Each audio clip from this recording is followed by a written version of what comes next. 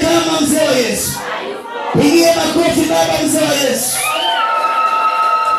Yaani kwa kupitia ujumbe wa leo, lazima kwako litendeke jambo jipya.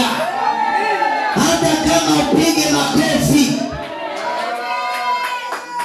Haleluya. Kwa kupitia ujumbe huu, tunajifunza kujua tofauti ya Agano la Kale na Agano Jipya. Vile Mungu Yesu pekee alipofanya maagano na watu wake. Haleluya. Maagano aliyofanya kwa watu wake kwa kupitia Agano la Kale yako tofauti na maagano ya Agano Jipya.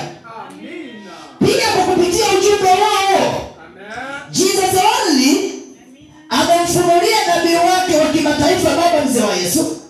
Ameona watu wake wanashindwa kumiliki baraka zao kwa sababu ya kugeuka kuwa mzeituni mwitu. Na sababu zilizowafanya watu wao kugeuka kuwa mzeituni mwitu, kutenda dhambi ya kuabudu miungu ya ukoo au mizimu.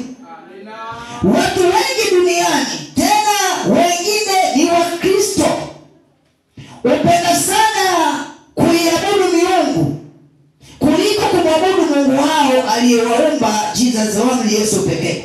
Hilo ni kosa. Lakini sasa kwa ufunuo wa Injili ya baba mzee wa Yesu, leo unabadilishwa. Wewe unaonisikiliza, unaenda kubadilishwa kutoka kwenye mzeituni mwitu na unaenda kwenye mzeituni wa thamani. Yaani mzeituni mzuri wenye kumiliki mafanikio yako, hata kama usemi amina. Haleluya.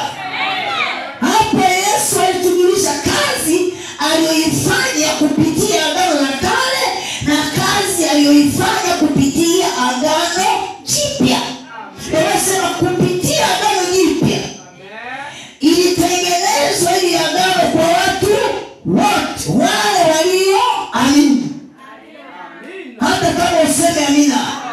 Kazi ni kwako sasa kuamini.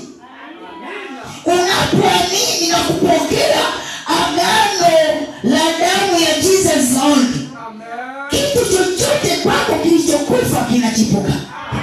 Hata kama useme amina. Ulinyauka, ulififia, ulinyauka